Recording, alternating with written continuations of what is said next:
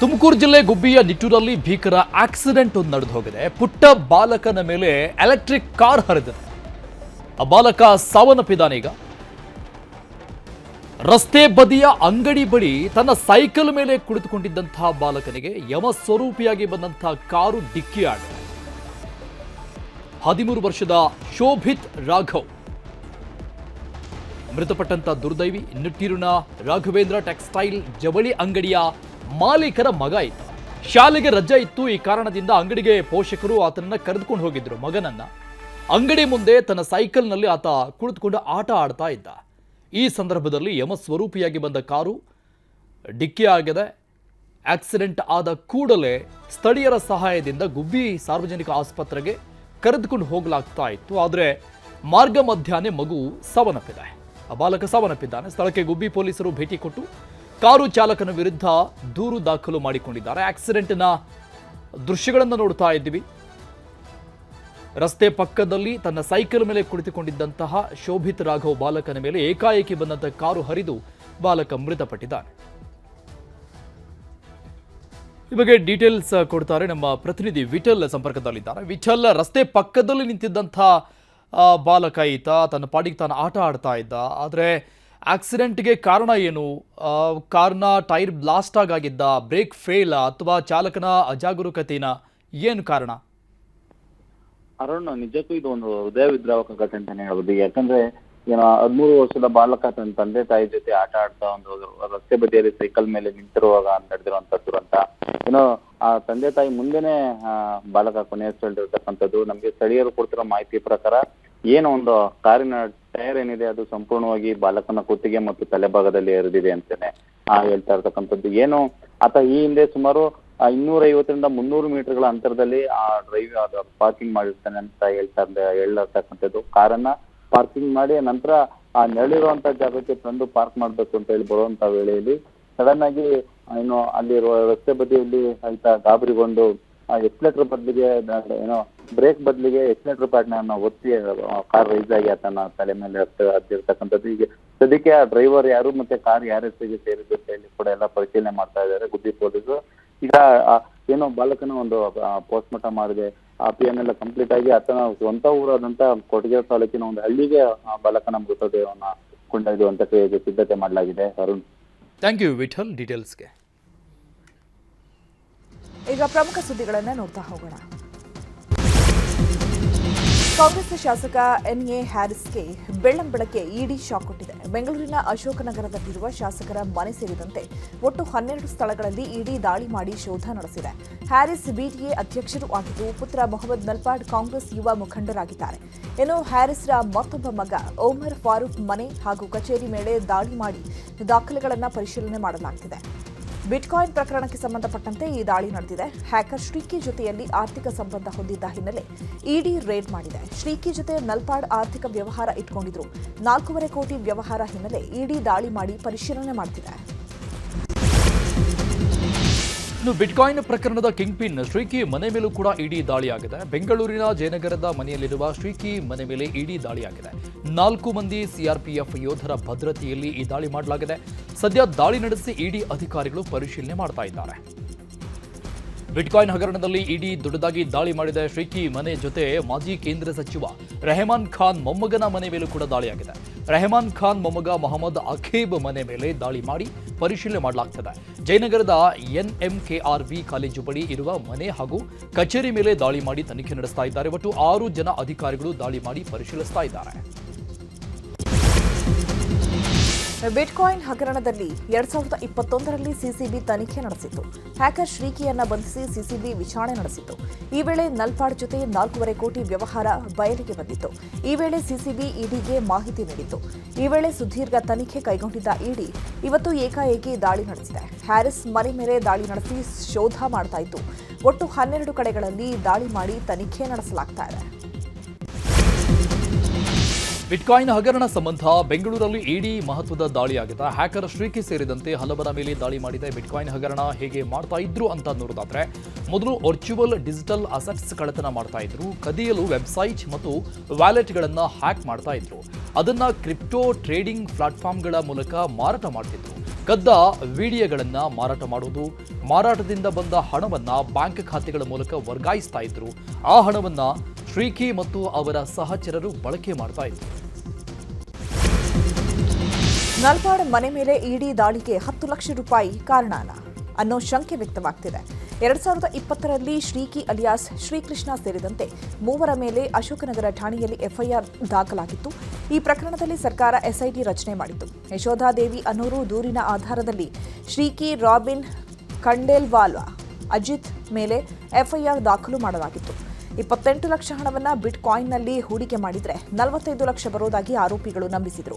ಆರೋಪಿಗಳ ಮಾತು ನಂಬಿ 28 ಲಕ್ಷ ಹಣವನ್ನು ಅಜಿತ್ ಖಾತೆಗೆ ಹಾಕಿದ್ದ ಯಶೋಧಾಗೆ ಹಣ ವಂಚನೆ ಆಗಿದೆ.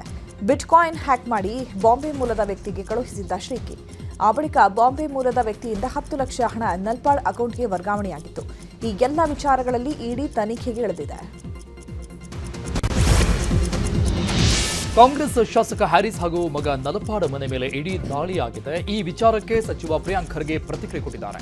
ಈ ಹಿಂದೆಯೇ ನಲಪಾಡ್ ಶ್ರೀಕಿ ಜೊತೆ ಪರಿಚಯವಿತ್ತು ಅಂತ ಹೇಳಿದ್ರು. ರೇಡ್ ಆಗ್ತಾ ಇರೋದು ಆ ವಿಷಯಕ್ಕೋ ಬೇರೆ ವಿಚಾರಕ್ಕೂ ಗೊತ್ತಿಲ್ಲ, ನೋಡೋಣ ಏನಿದೆ ಅಂತ ಹೇಳಿದ್ರು. ಬಿಟ್ಕಾಯಿನ್ ವಿಚಾರದಲ್ಲಿ ದೊಡ್ಡವರ ಮನೆಗೂ ರೇಡ್ ಆಗಬೇಕಾಗಿತ್ತು. ಇಡಿ ಅವರು ಬಿಜೆಪಿ ನಾಯಕರ ಮನೆ ಮೇಲೂ ರೇಡ್ ಮಾಡಲಿ ಅಂತ ಹೇಳಿದ್ದಾರೆ. ಇದ್ರೆ ಟ್ರಾನ್ಸ್ಪರೆಂಟ್ ಆಗಿ ಅವ್ರದ್ದು ಇವ್ರದ್ದು ಫ್ರೆಂಡ್ಶಿಪ್ ಇತ್ತು ಅಂತಲೂ ಕೂಡ ಹೇಳಿದರು. ಬಟ್ ಇದು IT ED ಎಲ್ಲ ರೇಡ್ ಆಗ್ತಾ ಇರೋದು ಆ ವಿಚಾರಕ್ಕೂ ಬೇರೆ ವಿಚಾರಕ್ಕೂ ಗೊತ್ತಿಲ್ಲ. ನೋಡೋಣ ಏನಿದೆ ಅಂತ ಅವ್ರ ED ಅವ್ರು ಹೇಳಬೇಕಲ್ಲ. ಆದರೆ ಬಿಟ್ಕಾಯಿನ್ ಸಂಬಂಧಿಸಿದಂತೆ ಟಾರ್ಗೆಟೆಡ್ ಆಗಿ ಇವ್ರು ಮಾಡ್ತಾ ಇದ್ದರೆ ಇವತ್ತು ಭಾಳ ಬೇರೆ ದೊಡ್ಡವ್ರ ಮನೆಗೂ ಆಗಬೇಕಾಗಿತ್ತು ಬಿಟ್ಕಾಯಿನ್ ವಿಚಾರದಲ್ಲಿ. IT ED CBI ಇವರೆಲ್ಲರೂ ಕೇಂದ್ರ ಸರ್ಕಾರದ ಕೈಗೊಂಬೆ. ಇದು ಮೊದಲನೇ ಬಾರಿ ಆಗ್ತಾ ಇರೋದು ಹೇಳಿ. It is nothing but a political tool. ಹೆದರ್ಸಕ್ಕೆ ಬೆದರ್ಸಕ್ಕೆ ಮಾಡ್ತಾ ಇರೋದು ಅಷ್ಟೇ. ಶಾಸಕ ಹ್ಯಾರಿಸ್ ಮನೆ ಮೇಲೆ ಇಡಿ ದಾಳಿ ವಿಚಾರ ನನಗೆ ಗೊತ್ತಿಲ್ಲ ಅಂತ ಸಿಎಂ ಸಿದ್ದರಾಮಯ್ಯ ಮೈಸೂರಲ್ಲಿ ಹೇಳಿದ್ದಾರೆ.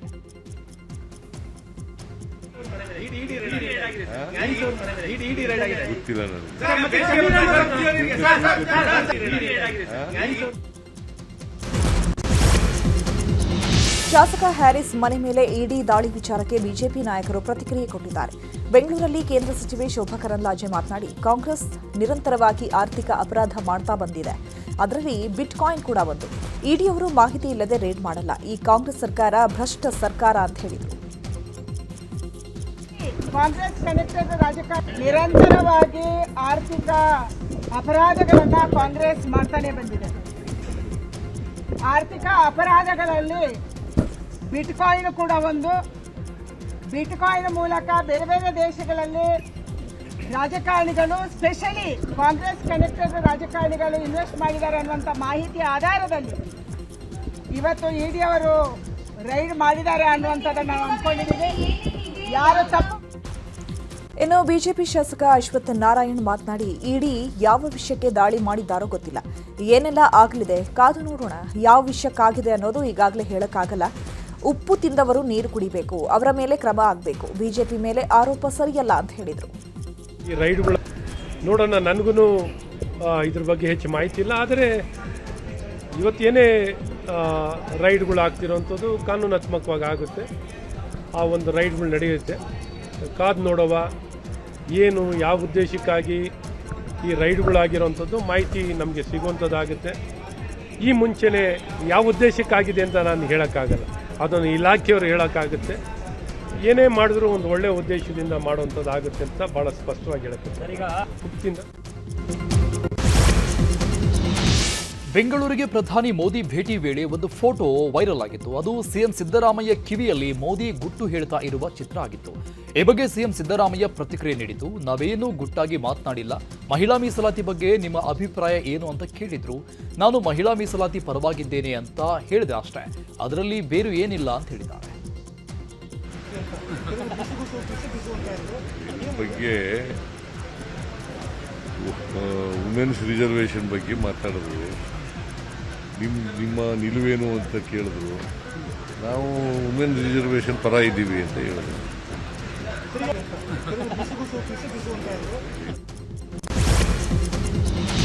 ಮಹಿಳಾ ಮೀಸಲಾತಿ ಮಸೂದೆಯಲ್ಲಿ ಬಿಜೆಪಿಯವರು ರಾಜಕೀಯ ಮಾಡ್ತಿದ್ದಾರೆ ಅಂತ ಸಿಎಂ ಸಿದ್ದರಾಮಯ್ಯ ಆರೋಪ ಮಾಡಿದ್ದಾರೆ. 2023ರಲ್ಲಿ ಮಸೂದೆ ಜಾರಿ ಮಾಡಬೇಕಿತ್ತು, ಆದರೆ ಈಗ ಭ್ರೂಣ ಹತ್ಯೆ ಅಂತ ಮೋದಿ ಹೇಳಿದ್ದಾರೆ. ಮೋದಿ ಸಾಮಾಜಿಕ ನ್ಯಾಯದ ಪರ ಇಲ್ಲ ಅಂತಂದ್ರು. ಇನ್ನು ಡಿಲಿಮಿಟೇಷನ್ ಮಾತ್ರ ಹೊಸದಾಗಿ ಮಾಡಿ ಅಂತ ಕೇಳ್ತಿದ್ದೇವೆ ಅಂತ ಸಿಎಂ ಹೇಳಿದರು. ರಾಜಕೀಯ ಮಾಡ್ತಾ ಇದ್ದಾರೆ ನರೇಂದ್ರ ಮೋದಿಯವರು. ರಾಜಕೀಯ ಮಾಡಿ ಈಗ 23ರಲ್ಲೇ ಪಾಸ್ ಆಯ್ತು. ಪಾಸ್ ಆಯ್ತಲ್ವ? ಆಗ್ಲೇ ಜಾರಿ ಕೊಟ್ಬಿಡೋರು. ಅಲ್ಲಪ್ಪ, ಯಾಕೆ ಇಲ್ಲಿ ಗಂಟೆ ವೆಯ್ಟ್ ಮಾಡಿದ್ರು? ಆಗಲೇ ಜಾರಿ ಕೊಟ್ಬಿಡೋರು.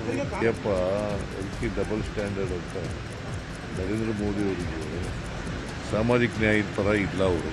ಮೀಸಲಾತಿ ಮಹಿಳಾ ಮೀಸಲಾತಿ ಮಸೂದೆ ಬಗ್ಗೆ ದಾವಣಗೆರೆಯಲ್ಲಿ ಸಂಸದೆ ಪ್ರಭಾ ಮಲ್ಲಿಕಾರ್ಜುನ್ ಪ್ರತಿಕ್ರಿಯೆ ನೀಡಿದ್ದಾರೆ. ನಾವು ಯಾವತ್ತೂ ಮಹಿಳಾ ಮೀಸಲಾತಿ ವಿರೋಧವಾಗಿ ಮಾತನಾಡಿಲ್ಲ. ನಾವು ಪರವಾಗಿ ಇದ್ದು ಸಮರ್ಥಿಸಿಕೊಂಡು ಬಂದಿದ್ದೇವೆ. 2023ರ ವೇಳೆ ಕ್ಷೇತ್ರ ಮರು ವಿಂಗಡಣೆ ನಂತರ ಮಹಿಳಾ ಮೀಸಲಾತಿ ತರೋದಾಗಿ ಹೇಳಿದರು. ಆದರೆ 3 ಬಿಲ್ಗಳನ್ನು ತರಾತುರಿಯಲ್ಲಿ ತಂದಿದ್ದಾರೆ ಅಂತ ಕಿಡಿಕಾರಿದರು. ಲೋಕಸಭೆಯಲ್ಲಿ ಮಹಿಳಾ ಮೀಸಲಾತಿ ಮಸೂದೆಗೆ ಕಾಂಗ್ರೆಸ್ ವಿರೋಧ ಖಂಡಿಸಿ ಕೋಲಾರದಲ್ಲಿ ಬಿಜೆಪಿ ಕಾರ್ಯಕರ್ತರು ಪ್ರತಿಭಟಿಸಿದ್ದಾರೆ. ಕೆಎಸ್ಆರ್ಟಿಸಿ ಬಸ್ ನಿಲ್ದಾಣ ವೃತ್ತದಲ್ಲಿ ರಸ್ತೆ ತಡೆ ನಡೆಸಿ ಬಿಜೆಪಿ ಕಾರ್ಯಕರ್ತರು ಪ್ರತಿಭಟನೆ ಮಾಡಿದರು. ಈ ಪ್ರತಿಭಟನೆಯಲ್ಲಿ ಮುಸ್ಲಿಂ ಮಹಿಳೆಯರು ಸೇರಿ ನೂರಾರು ಜನ ಭಾಗಿಯಾಗಿದ್ದರು. ಮಹಿಳೆಯರಿಗೆ 33% ಮೀಸಲಾತಿ ನೀಡಲು ಕಾಂಗ್ರೆಸ್ ಪಕ್ಷಕ್ಕೆ ಇಷ್ಟ ಇಲ್ಲ. ಹೀಗಾಗಿ ಮಸೂದೆಯನ್ನು ಸೋಲಿಸಿದೆ ಅಂತ ವಾಗ್ದಾಳಿ ಮಾಡಿದ್ದಾರೆ.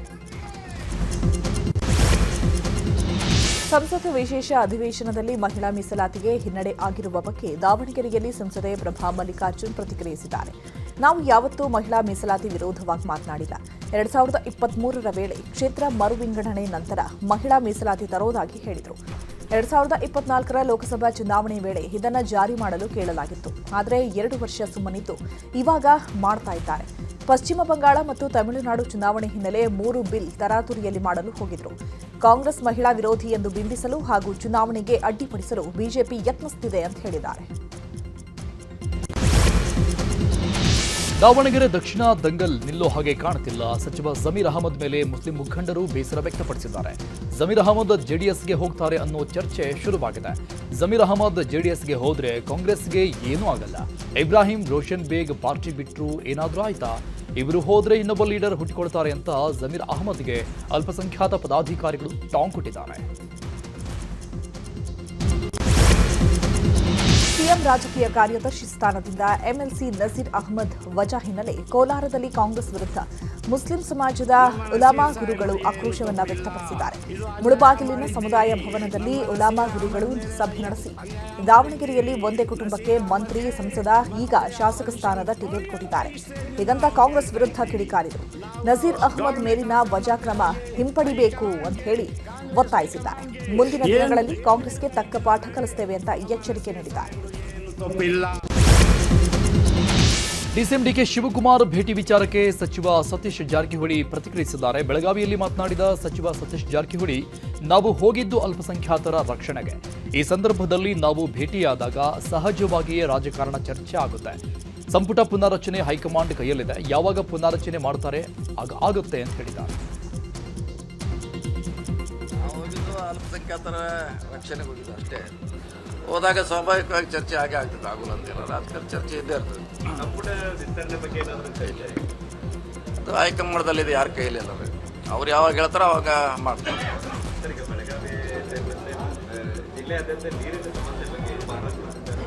ಇದೆ, ಮೊನ್ನೆ ಮುಖ್ಯಮಂತ್ರಿಗಳ ಸಭೆಯಲ್ಲಿ ಕೂಡ ಚರ್ಚೆ ಆಗಿದೆ.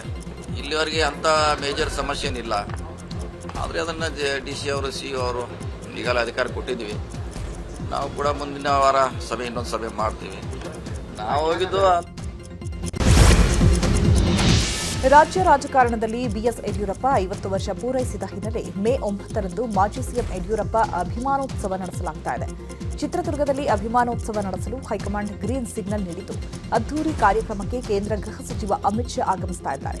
ಬಿಎಸ್ವೈ ಅಭಿಮಾನೋತ್ಸವವನ್ನು ಅದ್ದೂರಿಯಾಗಿ ಆಚರಿಸಲು ವಿಜಯೇಂದ್ರ ಬಣ ಮುಂದಾಗಿದೆ.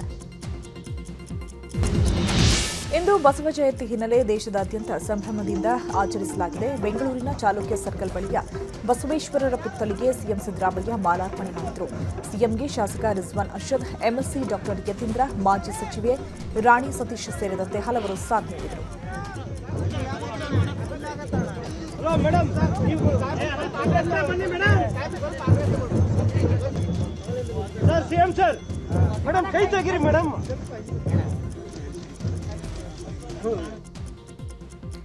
ಕಲಬುರಗಿಯಲ್ಲೂ ಬಸವ ಜಯಂತಿಯನ್ನ ಅದ್ದೂರಿಯಾಗಿ ಆಚರಣೆ ಮಾಡಲಾಯಿತು. ಜಗತ್ ವೃತ್ತದ ಬಳಿ ಇರೋ ಬಸವೇಶ್ವರರ ಪುತ್ಥಳಿಗೆ ಹೆಲಿಕಾಪ್ಟರ್ ಮೂಲಕ ಪುಷ್ಪಾರ್ಚನೆ ಮಾಡಲಾಗಿದೆ.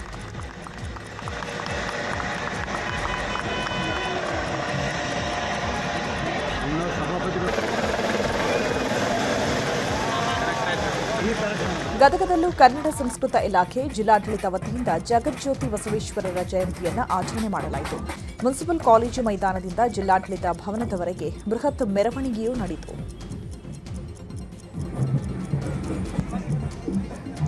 ರಾಯಚೂರಿನಲ್ಲೂ ಬಸವ ಜಯಂತಿಯ ಸಂಭ್ರಮ ಜೋರಾಗಿತ್ತು. ಬಸವೇಶ್ವರ ಪ್ರತಿಮೆಗೆ ಸಚಿವ ಎನ್ಎಸ್ ಬೋಸರಾಜು ಮಾಲಾರ್ಪಣೆ ಮಾಡಿದರು.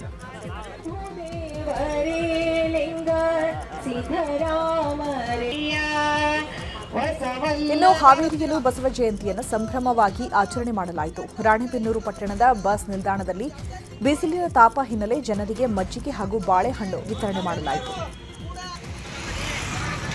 ದಾವಣಗೆರೆಯ ಹೆಬ್ಬಾಳು ಗ್ರಾಮದ ವಿರಕ್ತ ಮಠದಲ್ಲಿ ಬಸವ ಜಯಂತಿ ಆಚರಣೆ ಮಾಡಲಾಯಿತು. ಶ್ರೀ ಮಹಾಂತ ರುದ್ರೇಶ್ವರ ಸ್ವಾಮೀಜಿ ನೇತೃತ್ವದಲ್ಲಿ ಬಸವ ಜಯಂತಿ ಪ್ರಯುಕ್ತ ಸಾಮೂಹಿಕ ವಿವಾಹ ಕಾರ್ಯಕ್ರಮ ಆಯೋಜನೆ ಮಾಡಲಾಗಿತ್ತು. ಬಸವ ಜಯಂತಿ ಪ್ರಯುಕ್ತ ರಾಜ್ಯ ಬಿಜೆಪಿ ಯುಗೋತ್ಸವ ಕಾರ್ಯಕ್ರಮ ಆಯೋಜನೆ ಮಾಡಿತು. ಮಾಜಿ ಸಚಿವ ಶಾಸಕ ಅಶ್ವತ್ಥ ನಾರಾಯಣ ನೇತೃತ್ವದಲ್ಲಿ ಕಾಯಕವೇ ಕೈಲಾಸ ಸರ್ವರಿಗೂ ಉದ್ಯೋಗ ಎಂಬ ಶೀರ್ಷಿಕೆ ಅಡಿಯಲ್ಲಿ ಉದ್ಯೋಗ ಮೇಳ ಆಯೋಜನೆ ಮಾಡಲಾಗಿತ್ತು.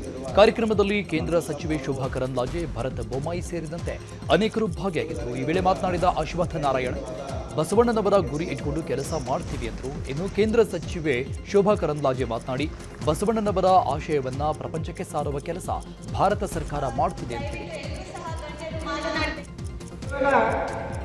ನಮ್ಮ ರಾಜ್ಯ ಜಯಂತಿ ಅಂಗವಾಗಿ ನಾಡಿನ ಸಮಸ್ತ ಜನತೆಗೂ ಶುಭಾಶಯನ ಕೋರುತ್ತಾ, ನಾವು ಈ ದಿನ ಮಲ್ಲೇಶ್ವರಂ ವಿಧಾನಸಭಾ ಕ್ಷೇತ್ರದಲ್ಲಿ ಪ್ರತಿ ವರ್ಷದಂತೆ ಬಸವ ಜಯಂತಿಯನ್ನು ಒಂದು ಕಾಯಕವೇ ಕೈಲಾಸ ದಿನವಾಗಿ ಒಂದು ಯುವೋತ್ಸವ ಕಾರ್ಯಕ್ರಮವನ್ನು ಹಮ್ಮಿಕೊಂಡು ನಾಡಿನಾದ್ಯಂತ ಬಸವ ಜಯಂತಿ ಸಂಭ್ರಮ ಮನೆ ಮಾಡಿದೆ. ವಿಜಯಪುರದಲ್ಲೂ ಬಸವ ಜಯಂತಿ ಅದ್ದೂರಿಯಾಗಿ ಆಚರಿಸಲಾಗುತ್ತದೆ. ನಗರದ ಬಸವೇಶ್ವರ ವೃತ್ತದಲ್ಲಿರುವ ಅಶ್ವಾರೂಢ ಮೂರ್ತಿಗೆ ಸಚಿವ ಎಂಬಿ ಪಾಟೀಲ್, ಶಾಸಕ ಬಸನಗೌಡ ಪಾಟೀಲ್ ಯತ್ನಾಳ್, ಜಿಲ್ಲಾಧಿಕಾರಿ ಸೇರಿದಂತೆ ಗಣ್ಯರು ಬಸವೇಶ್ವರರ ಮೂರ್ತಿಗೆ ಮಾಲಾರ್ಪಣೆ ಮಾಡಿ ಗೌರವ ಸಲ್ಲಿಸಿದರು. ಇನ್ನು ಸಂಜೆ ಜಿಲ್ಲಾಡಳಿತದಿಂದ ವಿವಿಧ ಸಾಂಸ್ಕೃತಿಕ ಕಾರ್ಯಕ್ರಮ ಆಯೋಜನೆ ಮಾಡಲಾಗಿದೆ.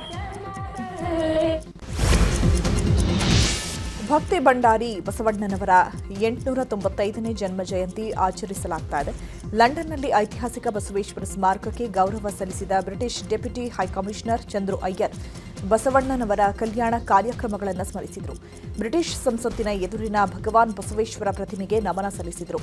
ಸಮಾನತೆ ಮತ್ತು ಮಾನವ ಹಕ್ಕುಗಳನ್ನು ಪ್ರತಿಪಾದಿಸಿದ ಸಾಮಾಜಿಕ ಸುಧಾರಣೆಯ ಪ್ರವರ್ತಕರಾಗಿ ಬಸವಣ್ಣನವರು ನಿರಂತರ ಪರಂಪರೆಯನ್ನು ಪ್ರತಿಬಿಂಬಿಸಿದರು. ಕನ್ನಡದಲ್ಲಿ ಇವನಾರವ ಇವನಾರವ ಎಂಬ ಬಸವೇಶ್ವರ ವಚನವನ್ನ ಪಠಿಸಿದರು. ಬಸವೇಶ್ವರರ ತತ್ವಶಾಸ್ತ್ರದ ಪ್ರಚಾರಕ್ಕೆ ನೀಡಿದ ಕೊಡುಗೆಗಳನ್ನು ಗೌರವದಿಂದ ಸ್ಮರಿಸಲಾಯಿತು. ಇದೇ ವೇಳೆ ದಿವಂಗತ ಭೀಮಣ್ಣ ಖಂಡ್ರೆ ಮತ್ತು ಶಾಮನೂರು ಶಿವಶಂಕರಪ್ಪ ಫೋಟೋ ಹಿಡಿದು ಗೌರವ ಸಲ್ಲಿಸಲಾಯಿತು. ಇಂಗ್ಲೆಂಡ್ನ ಲ್ಯಾನ್ಬೇತ್ ನಗರದ ಮಾಜಿ ಮೇಯರ್ ಡಾಕ್ಟರ್ ನೀರಜ್ ಪಾಟೀಲ್ ಸೇರಿದಂತೆ ಗಣ್ಯರು ಉಪಸ್ಥಿತರಿದ್ದರು. ಜಪಾನ್ನಲ್ಲಿ ಭೀಕರ ಭೂಕಂಪನ ಸಂಭವಿಸಿದ. ರಿಕ್ಟರ್ ಮಾಪಕದಲ್ಲಿ 7.4ರಷ್ಟು ಭೂಕಂಪನದ ತೀವ್ರತೆ ದಾಖಲಾಗಿದೆ. ಮೆಟ್ರೋ ಸೇವೆ, ಬುಲೆಟ್ ಟ್ರೈನ್ ಸೇವೆಯೂ ಬಂದ್ ಮಾಡಲಾಗಿದೆ. ಪ್ರಧಾನಿ ಸನೆ ತಕೈಚಿ ಸುನಾಮಿ ಎಚ್ಚರಿಕೆ ನೀಡಿದ್ದಾರೆ. ಭೂಕಂಪದಿಂದ ಪೆಸಿಫಿಕ್ ಕರಾವಳಿ ಭಾಗದಲ್ಲಿ ಭಾರೀ ಹಾನಿಯಾಗಿದ್ದು ನದಿಗಳು ಉಕ್ಕಿ ಹರಿಯುತ್ತಿವೆ. ಪೆಸಿಫಿಕ್ ಸಾಗರದ ರಿಂಗ್ ಆಫ್ ಫೈರ್ನ ಪಶ್ಚಿಮ ಭಾಗದಲ್ಲಿರುವ 4 ಪ್ರಮುಖ ಭಾಗಗಳಲ್ಲಿ ಭಾರೀ ಹಾನಿಯಾಗುವ ಸಾಧ್ಯತೆ ಇದೆ. ಈಗಾಗಲೇ ಜನರನ್ನ ಸ್ಥಳಾಂತರ ಮಾಡುವ ಕಾರ್ಯ ಶುರುವಾಗಿದೆ. 800 ಕಿಲೋಮೀಟರ್ ನೀರೊಳಗಿನ ಕಂದಕದಲ್ಲಿ ಸುನಾಮಿ ಎದ್ದಿದೆ ಎನ್ನಲಾಗಿದೆ. ಛತ್ತೀಸ್ಗಢದಲ್ಲಿ ಏರ್ ಆಂಬ್ಯುಲೆನ್ಸ್ ಪತನವಾಗಿ ಘೋರ ದುರಂತ ಸಂಭವಿಸಿದೆ. ಜಶ್ಪುರ್ ಪ್ರದೇಶದಲ್ಲಿ ಪ್ರೈವೇಟ್ ಫ್ಲೈಟ್ ಗುಡ್ಡಕ್ಕೆ ಡಿಕ್ಕಿ ಹೊಡೆದು ಪತನ ಆಗಿದೆ.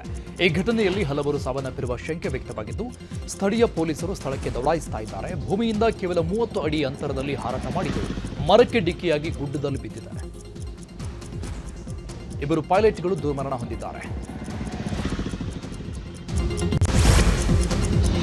ಶಿವಮೊಗ್ಗದ ಹುಲಿಕಲ್ ಘಾಟಿ ದುರಂತದ ಬಗ್ಗೆ ಎಫ್ಐಆರ್ ದಾಖಲಾಗಿದ್ದು, ಮಲೆನಾಡು ಅಭಿವೃದ್ಧಿ ಮಂಡಳಿ ಅಧ್ಯಕ್ಷರೂ ಆಗಿರುವ ಶಿವಮೊಗ್ಗ ಡಿಸಿಸಿ ಬ್ಯಾಂಕ್ ಅಧ್ಯಕ್ಷ ಮಂಜುನಾಥ್ ಗೌಡ ಪ್ರತಿಕ್ರಿಯಿಸಿದ್ದಾರೆ. ದುರಂತ ನಡೆದ ಸ್ಥಳಕ್ಕೆ ನಾನು ಕೂಡ ಭೇಟಿ ನೀಡಿದ್ದೇನೆ. ತಾಂತ್ರಿಕ ದೋಷದಿಂದ ಆದಂತಹ ಎಡವಟ್ಟು, ಇದಕ್ಕೆ ಪಿಡಬ್ಲ್ಯೂಡಿ ಇಂಜಿನಿಯರ್ಗಳೇ ನೇರ ಹೊಣೆ. ತಾಂತ್ರಿಕವಾಗಿ ಸ್ಥಳವನ್ನು ಪರಿಶೀಲನೆ ಮಾಡದೇ ಇರುವುದು ದುರಂತಕ್ಕೆ ಕಾರಣ ಎಂದಿದ್ದಾರೆ. ಎಣ್ಣೆಹೇಟಲ್ಲಿ ವ್ಯಕ್ತಿಯೊಬ್ಬ ಬಿಎಂಟಿಸಿ ಬಸ್ ಮೇಲೆ ಕಲ್ಲು ತೂರಿರುವ ಘಟನೆ ಬಿಡದಿಯಲ್ಲಿ ನಡೆದಿದೆ. ತಡರಾತ್ರಿ ಈ ಘಟನೆ ನಡೆದಿದ್ದು, ಬಸ್ ಚಾಲಕ ಹಾಗೂ ಕಂಡಕ್ಟರ್ ಜೊತೆ ಕುಡಿದು ಗಲಾಟೆ ಮಾಡಿದ್ದಾನೆ. ಬೆಂಗಳೂರಿಂದ ಬಿಡದಿಗೆ ಬಸ್ನಲ್ಲಿ ಬಂದಿದ್ದ ಪ್ರಯಾಣಿಕ ಬಸ್ನಿಂದ ಇಳಿದ ಬಳಿಕ ಚಾಲಕ ರ್ಯಾಶ್ ಡ್ರೈವಿಂಗ್ ಮಾಡಿದ ಅನ್ನೋ ಕಾರಣಕ್ಕೆ ಸಿಟ್ಟಾಗಿ ಬಸ್ ಗಾಜಿಗೆ ಕಲ್ಲು ಹೊಡೆದು ಗಲಾಟೆ ಮಾಡಿದ್ದಾನೆ. ಬಿಡದಿ ಪೊಲೀಸ್ ಠಾಣೆಯಲ್ಲಿ ಬಸ್ ಚಾಲಕ ದೂರು ದಾಖಲಿಸಿದ್ದಾರೆ. ತೃತೀಯ ಭಾಷೆಗೆ ಅಂಕಗಳ ಬದಲು ಗ್ರೇಡ್ ನೀಡುವ ಗೊಂದಲ ಬಗೆಹರಿಯುವ ಹಾಗೆ ಕಾಣಿಸ್ತಾ ಇಲ್ಲ. ನಾಳೆ ಶಿಕ್ಷಣ ಇಲಾಖೆ ರಿವ್ಯೂ ಪಿಟಿಷನ್ ಹೈಕೋರ್ಟ್ನಲ್ಲಿ ವಿಚಾರಣೆಗೆ ಬರಲಿದ್ದು, ಈ ಬಾರಿಯ ಎಸ್ಎಸ್ಎಲ್ಸಿ ಫಲಿತಾಂಶ ಘೋಷಣೆ ವಿಳಂಬ ಆಗುವ ಸಾಧ್ಯತೆ ಇದೆ. ಮಾರ್ಚ್ 18ರಿಂದ ಏಪ್ರಿಲ್ 2ರವರೆಗೆ ಎಸ್ಎಸ್ಎಲ್ಸಿ ಪರೀಕ್ಷೆ ನಡೆದಿತ್ತು. ಏಪ್ರಿಲ್ 24ಕ್ಕೆ ಎಸ್ಎಸ್ಎಲ್ಸಿ ಫಲಿತಾಂಶ ರಿಲೀಸ್ ಅಂತ ಶಿಕ್ಷಣ ಇಲಾಖೆ ತಿಳಿಸಿತ್ತು.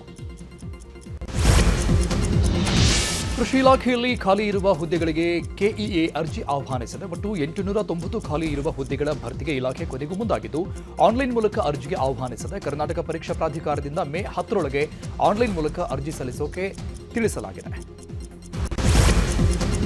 ಉಡುಪಿಯ ಕಾರ್ಕಳದಲ್ಲಿ ಮನೆಗೆ ನುಗ್ಗಿ ಕಳ್ಳತನ ಮಾಡಿರುವ ಘಟನೆ ನಡೆದಿದೆ. ಕಾರ್ಕಳದ ಮುಖ್ಯ ರಸ್ತೆಯಲ್ಲಿರುವ ಹರೀಶ್ ಶೆಟ್ಟಿ ಅನ್ನೋರ ಮನೆಗೆ ನುಗ್ಗಿದ ಖದೀಮ ಕೈಚಳಕ ತೋರಿಸಿದ್ದಾನೆ. ಏಪ್ರಿಲ್ 16ರಂದು ಮನೆಗೆ ಬೀಗ ಹಾಕಿ ಉಜಿರೆಗೆ ತೆರಳಿದ್ರು. ಏಪ್ರಿಲ್ 19ರಂದು ಸಂಬಂಧಿಕರು ಕರೆ ಮಾಡಿ ಕಳ್ಳತನ ನಡೆದ ವಿಚಾರ ತಿಳಿಸಿದ್ದಾರೆ.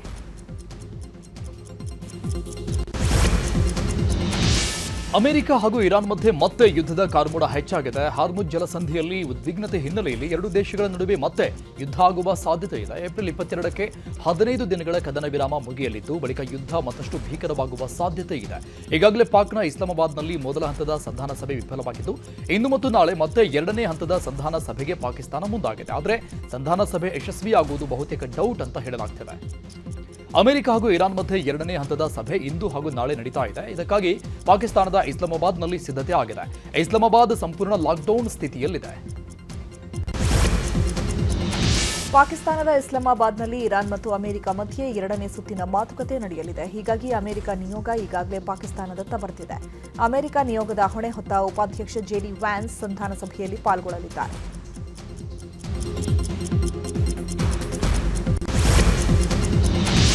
ಹಾರ್ಮುಜ್ ಜಲಸಂಧಿಯಲ್ಲಿ ಮತ್ತೆ ಉದ್ವಿಗ್ನ ಸ್ಥಿತಿ ಎದುರಾಗಿದೆ. ಇರಾನ್ಗೆ ಸೇರಿದ ಹಡಗಿನ ಮೇಲೆ ಅಮೆರಿಕ ಗುಂಡಿನ ದಾಳಿ ಮಾಡಿದೆ.